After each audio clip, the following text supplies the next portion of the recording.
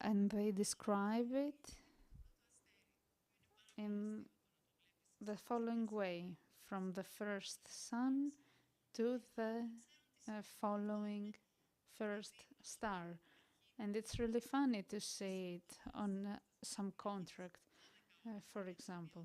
So it's about 12 hours. This is the time needed for the water to pass until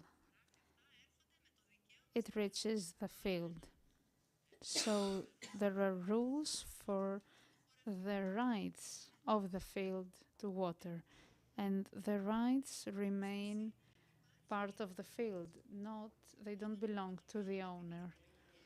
And when we carried out the anthropological research, I was trying to understand what happens if someone wants to cheat. But why would they do it?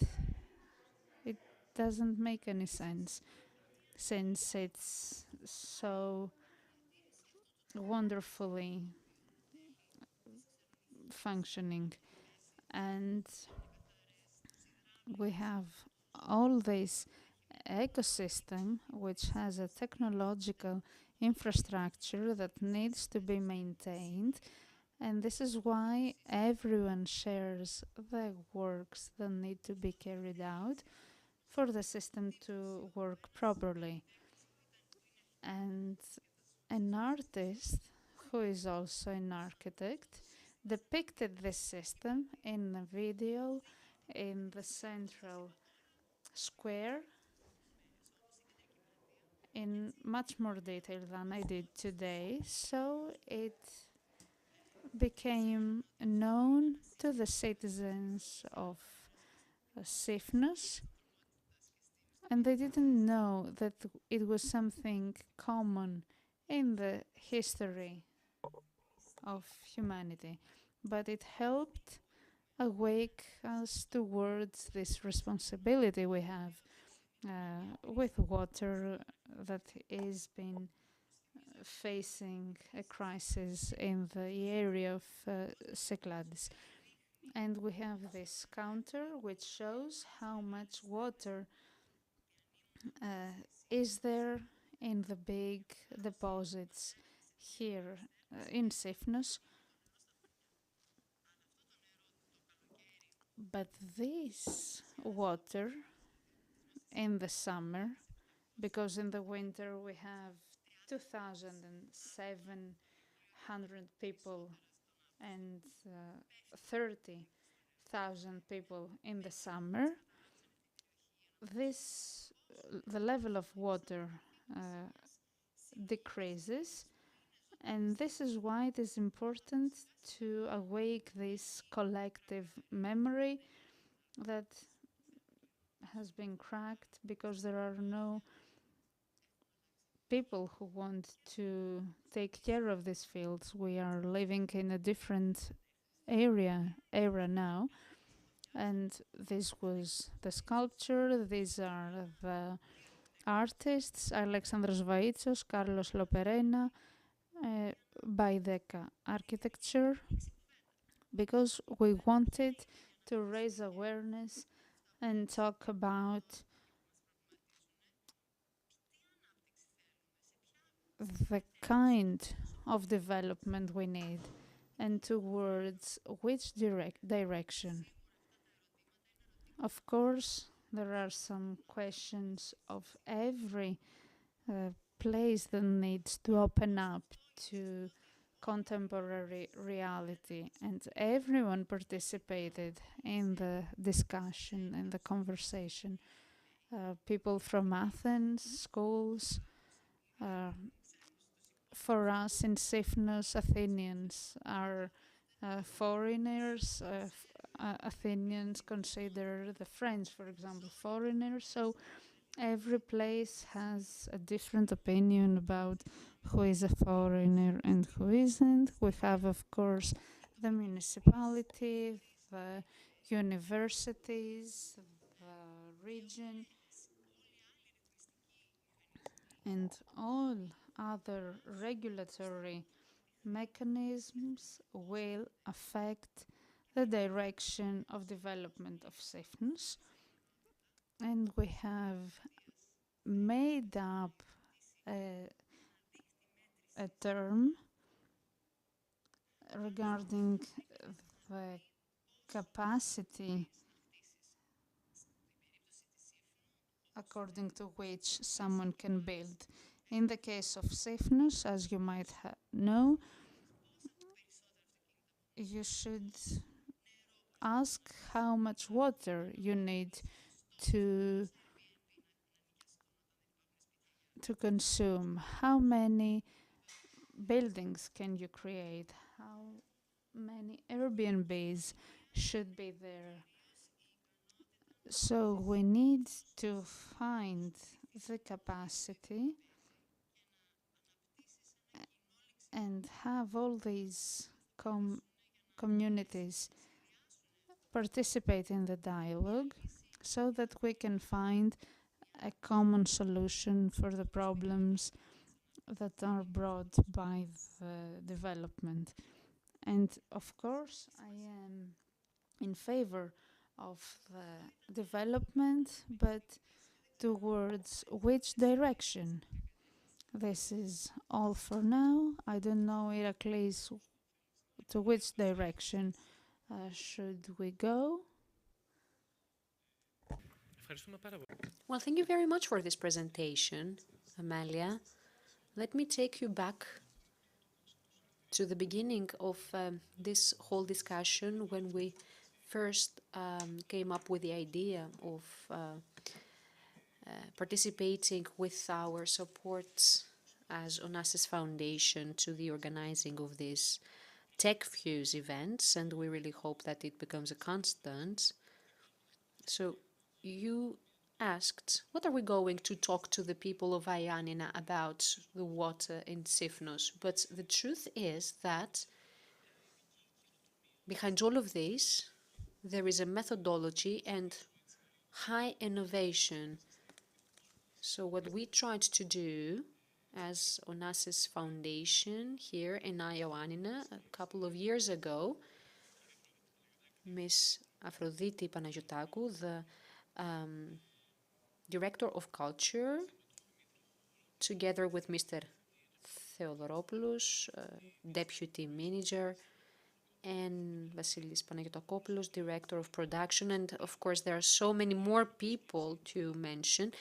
So the initial idea was to talk about how we can approach a city with such rich history. What are we going to tell to the local people? So it is about the approach towards those people and their own history and the social innovation. All of this, the most important ingredients, in my opinion, the most vital thing is that we have a common problem, and the solution can come through the capacity of the society to continue, to keep going. So what can you tell us about that? What can you share with us concerning the methodology that you followed and starts for water, and through your own experience when you collaborated with civil society? Unfortunately, last year I wasn't able to participate so actively, but I was there because I had a friend of mine that participated, and I really admired the way in which you were trying to build this up for months. So one of the typical characteristics of social innovation is the way in which you do things, not what you do, but the way in which you do it, and the involvement of the civil societies. This is what we tried to do. We approached schools, the municipality. I am not do not have my origins on the islands, but I have visited the islands for over 50 years now, so I'm not a foreigner, I think. to the local people. Another thing which is also important is to have the involvement of sectors that are not so common to participate, such as organizations, universities, the private sector. Also, it could be people that have lived abroad and they have developed their own technologies for water management, for example. I know that the Polytechnical School, for example, is conducting a great program experimenting on the desalination of seawaters without usage of energy. So one thing that you need to do is to see which of these stakeholders can participate and how you can build relations among them. And it's all about being able to converse with that other part that has a different point of view. And at the end of it all, solutions don't simply land on you. Solutions need to also incorporate all that infrastructure and system which is required so as for the local community to be able to go on after that. It's as it happens when you try to raise your kids. You want to give them solutions so that they can be independent adults. The same happens with the local communities. And all of these questions are really important. We need to be able to answer them. So it all sounds good, but of course, it's a totally different thing to put this theory into practice. But we made it. And we made even more things. We had a programming agreement with the Polytechnical School and the municipality, and we had young scientists coming and measuring the quality of the waters. And such things never had happened before. Also, we contacted and we had the islands on the centerfolds of the Kathimerini newspaper because it was really a burning issue. And there was, that momentum with great development on the island and huge need for new infrastructure. And then on the other hand, there were the locals that didn't want to offer any more land. And there was also the local council that voted unanimously to have stricter legislation concerning the Natura protected areas, and they asked for stricter legislation. So what was the result? I'm not really sure what to tell you at the moment. What I do know is that we have got new permits. We do have foreign investors. The local people are not so happy when they see that the investors come from abroad.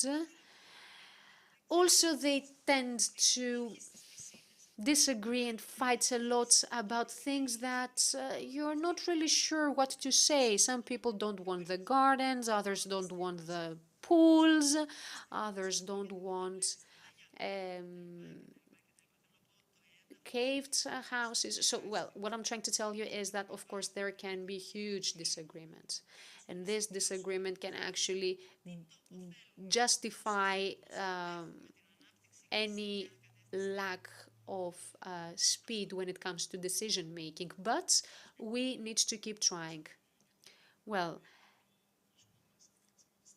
the truth is that we, as Onassis Foundation, we were here in Ioannina, and we tried holistically to promote what the local people had already achieved. But this also brought to the forefront the question of what kind of development is needed.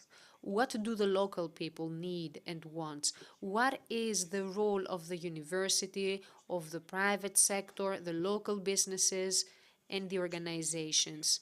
Hospitality, for example, is a very powerful pillar in this area. But I feel that maybe disagreements can actually offer um, some productive conclusions. And sometimes, even through culture and arts, we will be given the opportunity to discuss about things that we had not discussed before. So, what's your experience from the island of Sifnus, and what was your relation with the local people? So, we had mixed feelings. So on the one hand, it was the local people that were happy to have us there, but they were afraid that we would abandon them sooner or later. It was also those people that could not really understand that there is need for some long-term planning.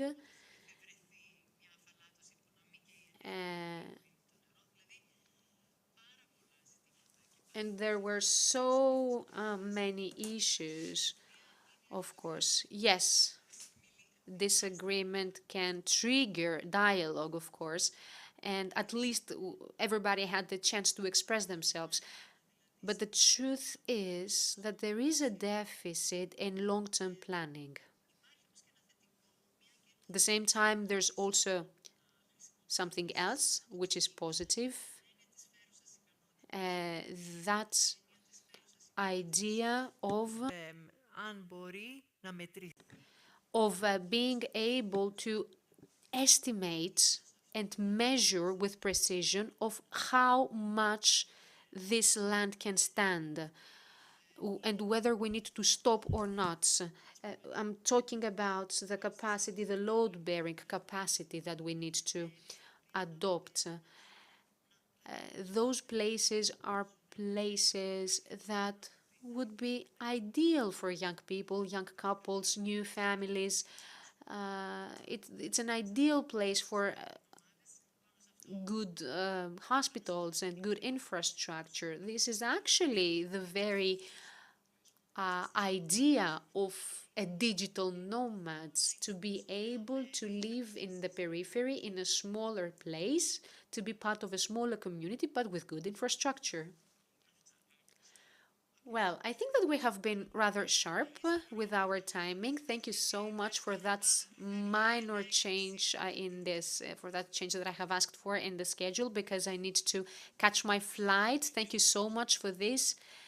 This is the absolute proof of how hospitable the local people are, isn't it?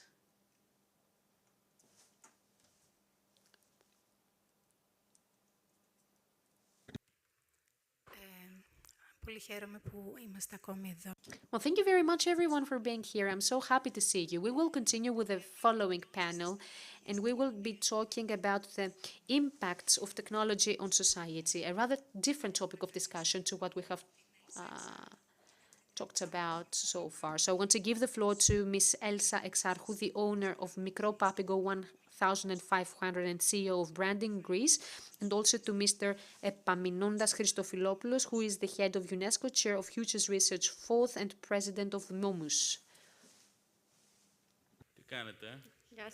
Hello, how are you?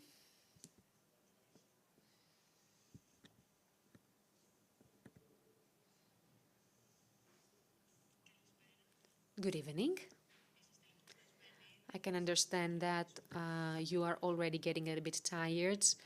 I really want to welcome Epaminondas. Welcome to Epirus. This is an area of not only historical and cultural heritage, but also digital heritage, this digital community, and the technological park, which is under construction at the moment. So, welcome once more. So, what is the technology and its impact on society? Well, thank you so much for having me. I'm so happy to be here. The truth is that we tried to organize ourselves. That's why you can see us with those papers in our hands. But of course, if we run late, let us know. So we decided to first talk about technologies of general purpose. because we wanted to see how technology can affect our lives. But the truth is that it's important to begin with categorizing those different technologies. So, general purpose technology is a rather new term and is about those technologies that can have a wider impact on society and economy. So, we're talking about the technologies that can set the foundation for further development and evolution. In the history of humanity, there have been about 24 different technologies of general purpose. And to make myself a bit more clear, think about electricity, the internet, AI today. All of those are general purpose technologies because they are technologies that are the basis of a series of things that have affected our lives or will affect our lives greatly. So we need to be prepared in terms of mindset because evolution is really fast and we need to be ready. I don't know what's your opinion, Elsa, but what is the role of Europe in that, in this avalanche of developments? Well, of course, that's a long discussion because human being has always been a priority and not a pending case because and for this reason, in order to be able to face all those changes, uh, there was an approach on the part of the European Union in order to be able to face all of these modifications and challenges for the society, the economy. And for this reason,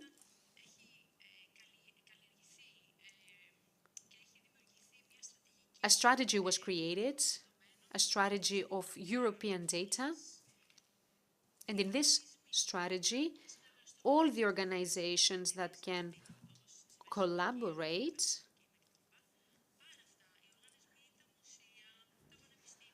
also cultural institutions, museums, universities, having a common denominator of ethical management of data, are trying to achieve that through specific guidelines and through business and legal tools so as to be able to make use of those characteristics with safety. So, since we're talking about employability, what is the impact that we are expecting to have now in the working environment in the long run, and which do you think are the professions of the future? Well, a very typical question, or better say that the answers given are tend to be super typical usually, because the truth is that the study present present is history already and future is mystery. This is what we usually say because no one can really tell what's going to happen in the near future. We carried out a study, however, and tried to see what the world is going to be like after all those new technologies in the near future and the impacts of it all in the workplace. So, although the study was concluded before the emergence of AI, we saw that synthetic biology, AI, quantum computing, drones, robotics, all of these are a group of technologies that will radically change the landscape. And the conclusions were the following. And the difference lies in the way in which humanity, mankind, will be able to manage what is coming and how to deal with the inequalities that will appear. So, when it comes to workplace in the future, it seems that by 2030,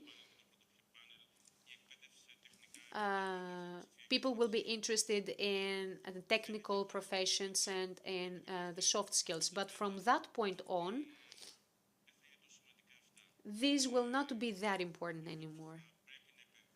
And people will need to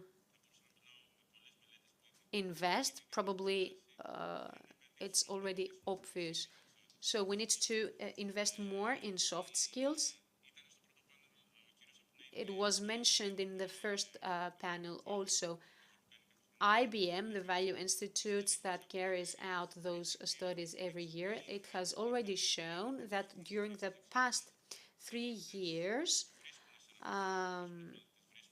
it seems that digital skills are rather present, but what they have seen that there is a deficit are soft skills. So creativity, communication are things that we need to focus on.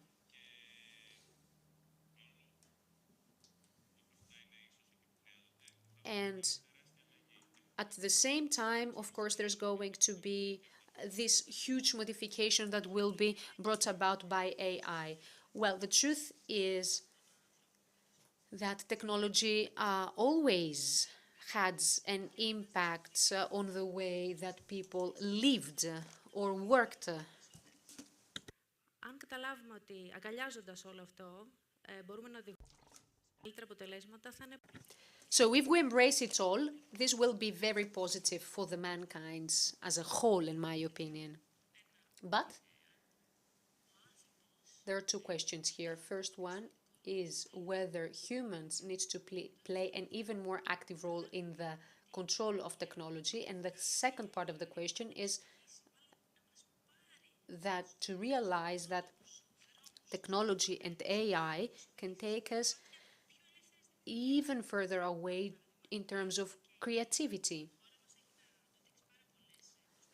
Our country already has many startups and many people that have done very good job.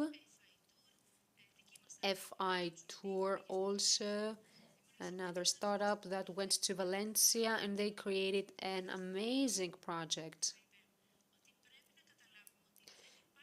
So we need to realize that there is a lack of awareness in how important data is. We don't know how many AI byproducts are created. Where does all of this data go? So if there isn't the proper bridging, we won't have the appropriate cybersecurity. Αυτό το πρόβλημα όμως. The data that a company has is a problem that it is something that it can't be lost. It is really important to communicate this. So, Epaminondas, do you believe there is a way to control these developments? What are the efforts regarding the loss of data? I would like to say something. We had an OCD committee, and when you have nuclear units and waste, it's something that you should maintain for hundreds of years. How do people know that there is something buried that is really dangerous? So people think that uh, if we print information and important data is the safest way. So you shouldn't leave the important photos on the cloud. You should print them. The AI has created some groups that can work anywhere in many fields in synthetic biology. For example, you can buy some tools with a few money. We have the Committee of Atomic Energy it is really easy to control it, and we have some people that have the know-how, but it can be used for the general AI. We need to work together, and we need to know and see what is AI. How would you define it? It is something unclear. It is like sustainability. We talk about it, but we don't know what it is.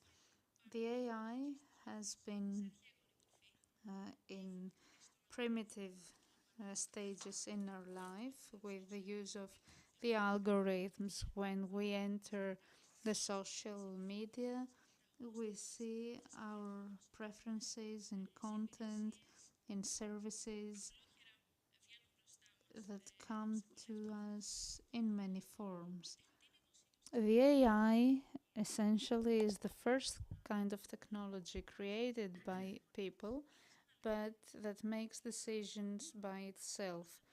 It is like an organic form of life that has been created in billions of years, and it has the capacity to develop, improve, and follow new paths without following the way that its creator shows to it.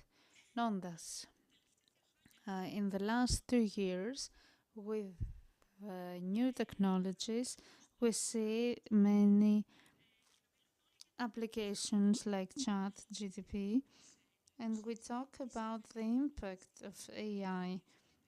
What does Europe do, and what do you think it should be done?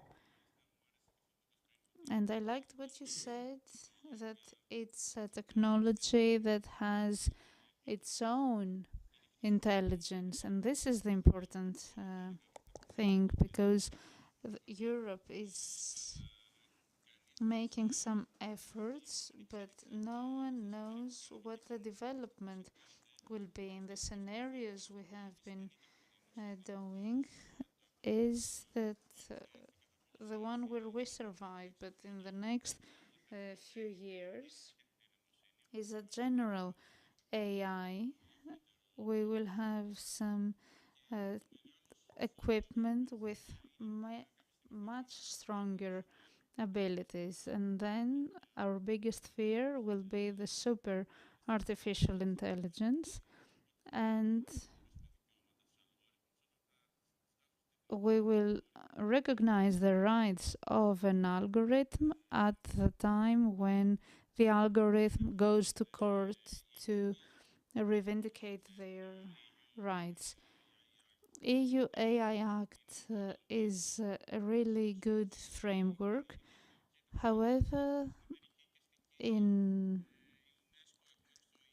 the USA and China and UNESCO have been carrying out some efforts, but we can't have a framework for AI and feel safe.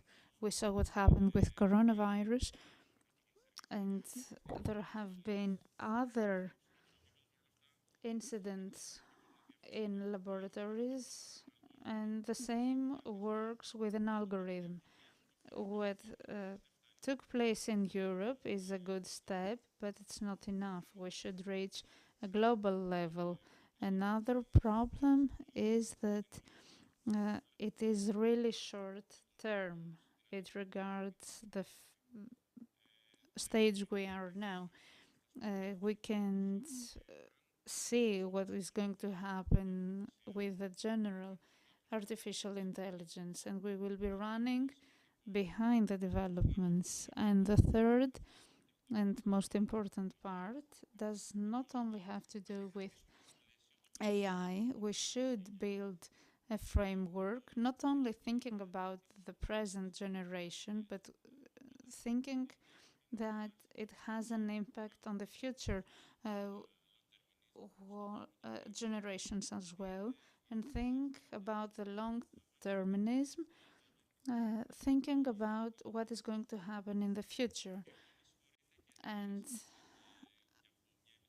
I participated in a committee of the government, but I don't think we are at this level in Greece to create something like this. So I think it's really worrying, but it's nice to have this dialogue. Do you think that we have opened the Pandora box? I think the sky is the limit in the development of the AI and its capacities. Of course, there are some behaviors that are not guided by humans.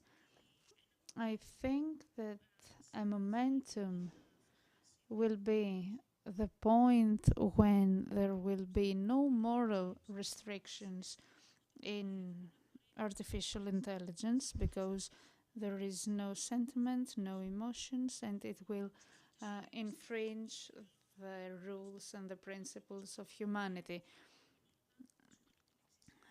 So this is why I would like to ask you, Epaminondas, what is the role of society in the control and the management of AI? I would like to begin with an example. The society plays always a role in the management, and it can decide whether it is mature for a society to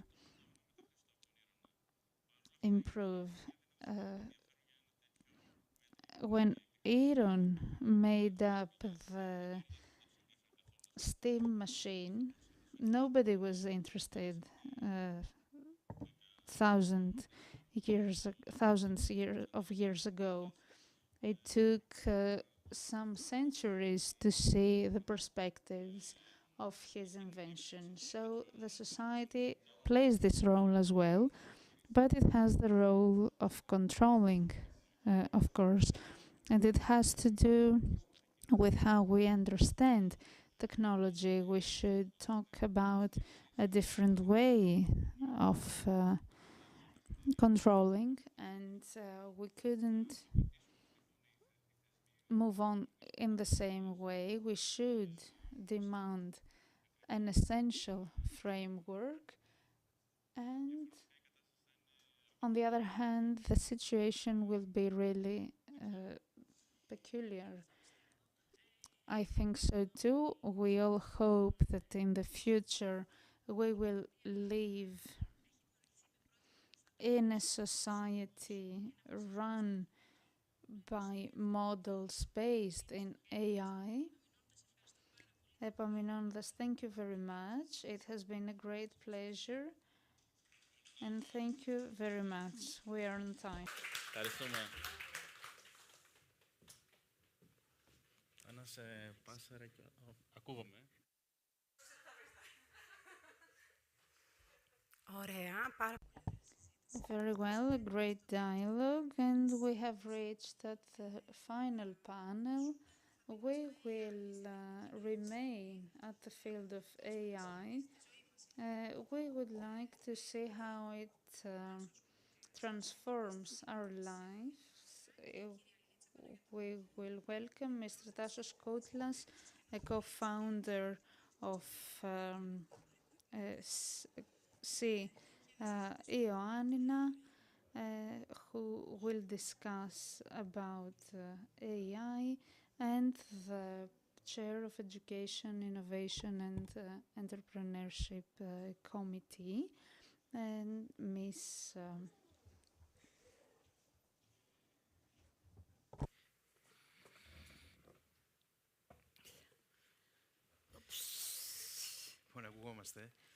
Ms. Litsa Panagiotopoulou. Hello, thank you very much. First of all, we are the worst panel because the dinner follows and we keep you here. But we promise to make it as interesting as possible. Let's hope that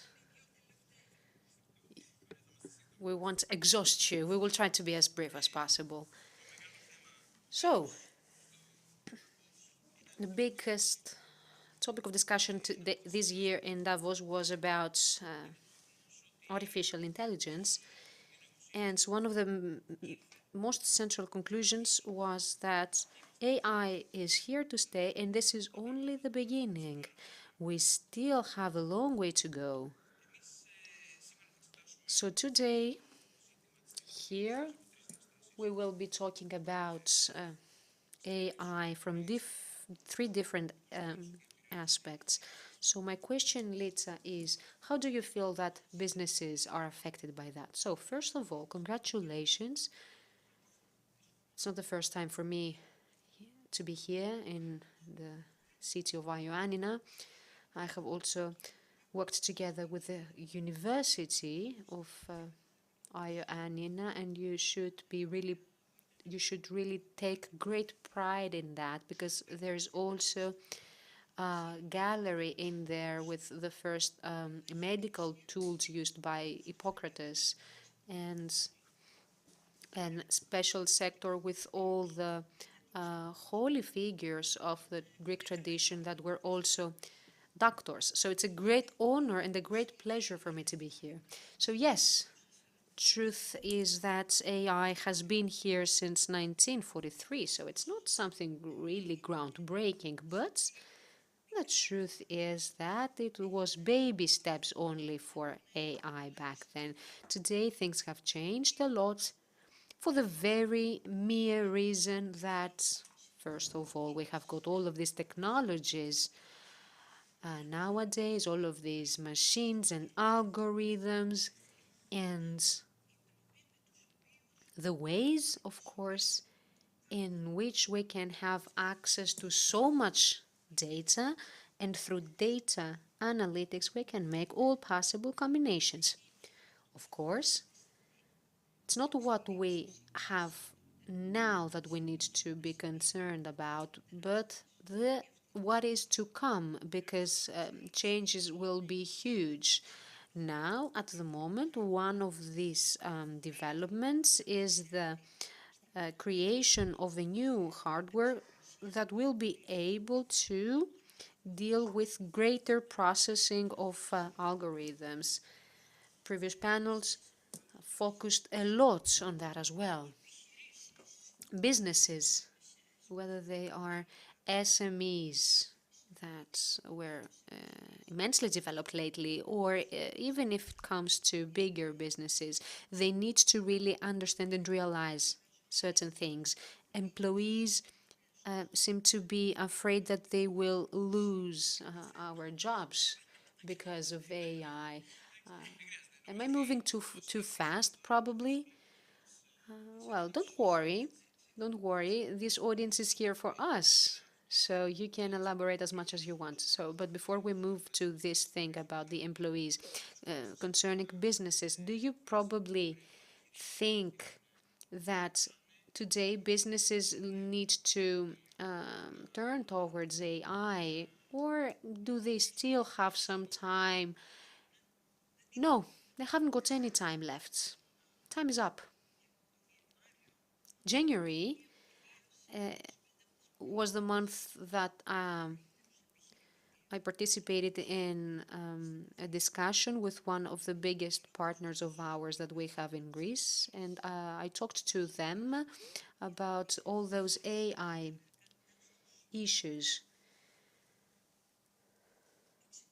And I tried to explain all this terminology, what is generative artificial intelligence, for example, and what is to be done with it. Everybody thinks that they have incorporated AI, actually. So I'm talking about big businesses, basically, but the truth is that they haven't.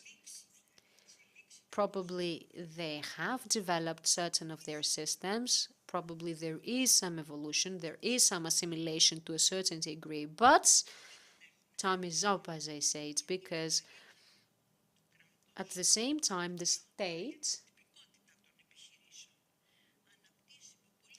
is also developing very rapidly what they for example, tax evasion systems. So if they do not adapt, they will be left behind. And in order for them to be able to do so is to use algorithms in a proper way. Well, the truth is that yes, AI is here since the mid of the 20th century, and programming languages have already existed for many years. But what we didn't have was storage space and computing power for training those models. So since we do have all of this now, it seems that we are able to train our models. And this is very significant. Businesses need to realize that data is a source of wealth. They need to start collecting all of this data, so they need to make an investment. But there's also another series of services that people need to dispose of. For example, security of this data. So for this reason, I want to ask you, how do you think that a modern business is affected by all of these things that they need to incorporate? And I'm not talking about a modern business. I'm talking about a simple, traditional, new business, probably a store, a shop that sells things, products, medical products, for instance. Well, of course, they do have to assimilate and adapt. And when it comes to security, we always need to bear in mind the issue of cybersecurity. So it's something that we have been hearing about a lot, but no one can imagine its size and its expansion. And at this point comes AI and all of this potential of the algorithms and the data that you mentioned. So through all of this, even greater need for security appears. And this is one of the most important issues, and it's a great asset at the same time, because up to now, businesses used to believe that their biggest asset was their products. No, it's their data. So at this point, I would like to say also that probably we're kind of lucky, because there are actually some startups that have already invested in that. And the problem is that big businesses need to approach those startups and create partnerships, because it is those startups that will help them save time and train their people and change their mentality. They are able to offer something that is already prepared for them and will create new conditions. I don't know, what is your point of view? Well, I totally agree. And this brings me to the realization of how hard for some businesses it was to comply with GDPR regulation of the EU. So it seems that now ignorance can be even greater. So to what extent do you believe that the development of soft skills of the employees can help? Well, and the digital skills of them can help? Well,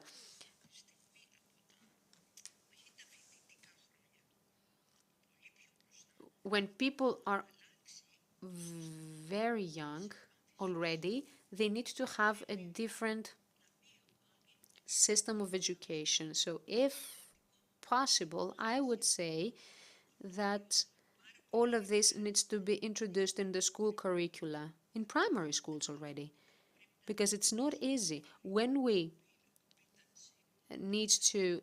talk about curriculum competencies, this, it should have been done long ago. So now we need to hurry and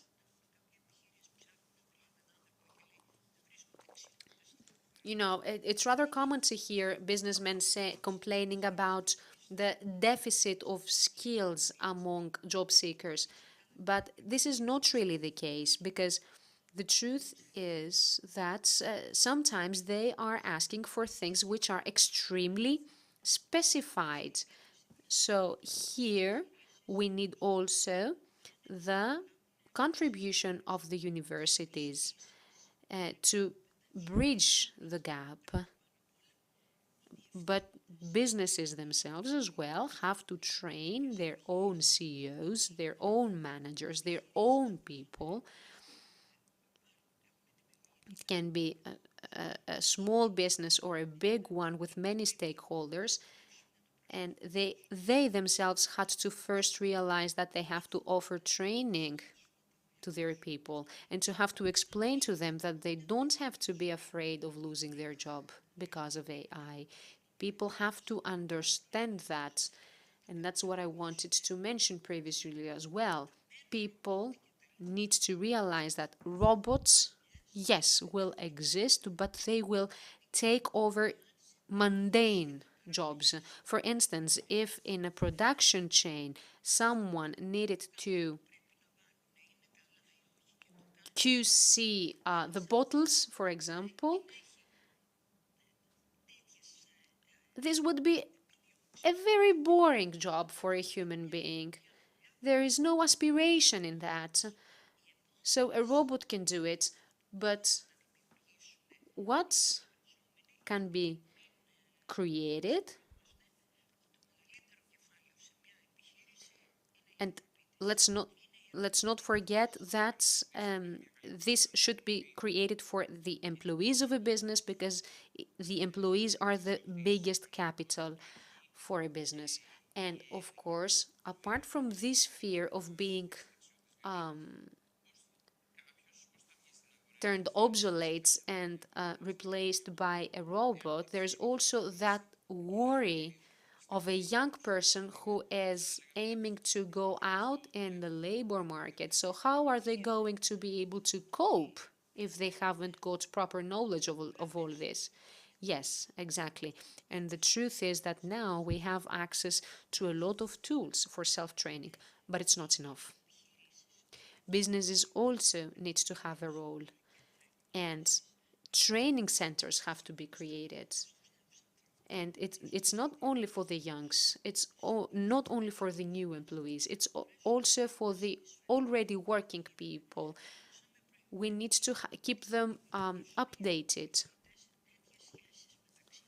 Algorithms will have such development that they will be able to make decisions themselves and on their own. But we should never forget that the human brain, the human factor, will always be there and will always play the most central role. Of course, things will be accelerated.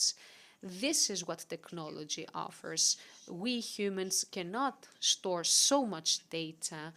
We cannot make all of these combinations equally fast. That's true. Another very interesting point of yours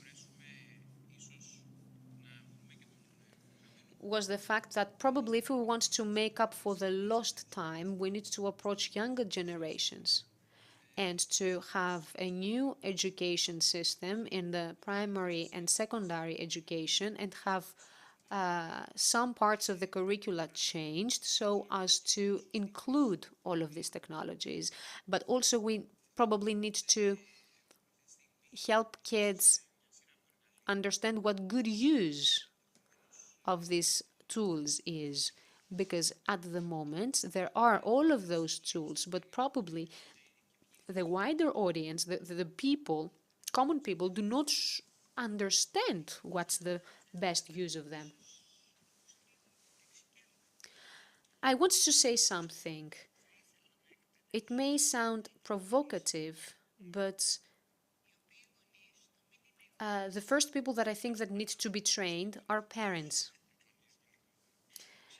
Probably because they are not so familiar with all of these technologies. And I'm not talking about young parents only. I'm talking about parents of older kids, adult kids that are looking for a job. So parents themselves need to understand what their kids are struggling for. So we need to get started with parents. Parents associations in school communities have to organize that. Teachers as well. The whole system needs to be modified. We need to look into that. And we will be able to achieve this only if the private sector, as mentioned before in the previous panels, contributes. I personally, I am the chair of the Education, Innovation and Entrepreneurship Committee of the Hellenic American Chamber of Commerce, and we constantly try to convey our message to the wider audience. I don't know if you agree with me.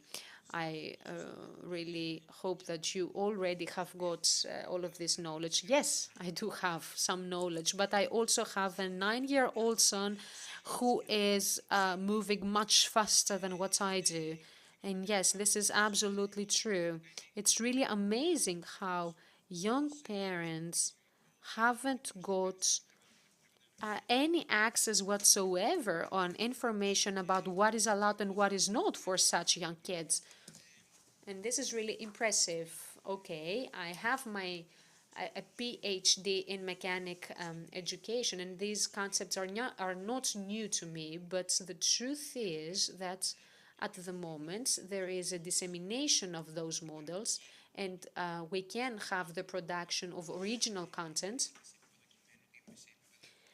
And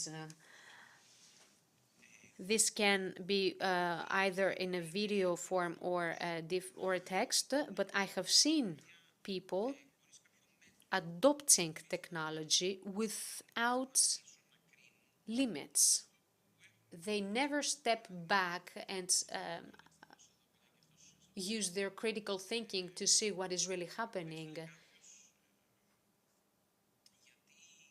I remember that once someone asked, why do you think that it is important to adopt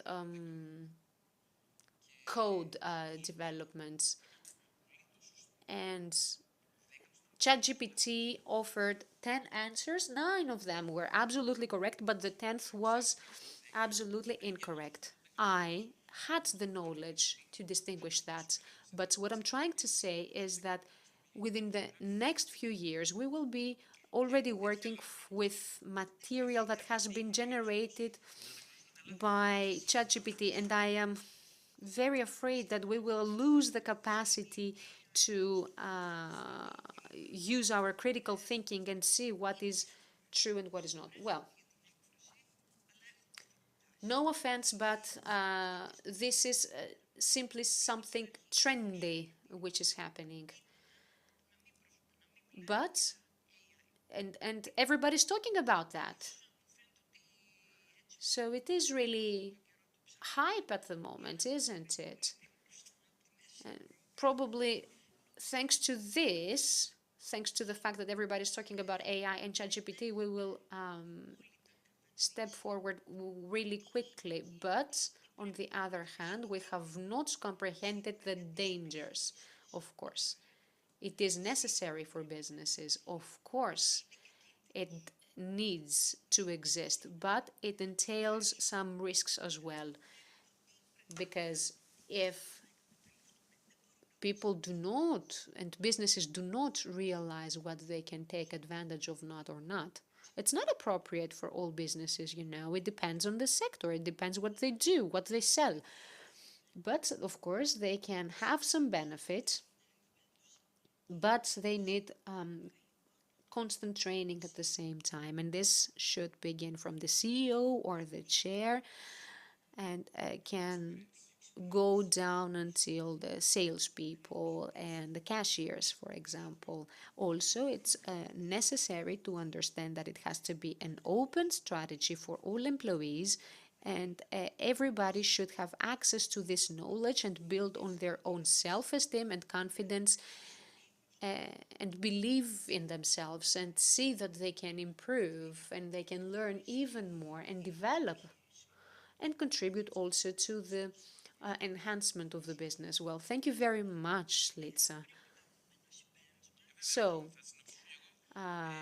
to sum up and to draw some conclusions, the truth is that basically we are at the beginning. This is the onset of a new revolution, and this means that it's high time that we started keeping up already. All of us. We haven't got any more time left. We can't be slow in that. We need to act now. I think that someone actually agreed with me when I talked about parents. So my message to the people is that on the one hand, we have been analyzing AI widely. I hope that it was useful for everyone. And I really wish that next year, in TechFuse 2, we will be able to already see some results, already see some startups that have done new things and have helped businesses keep up. Thank you so much for having me. It's been a pleasure.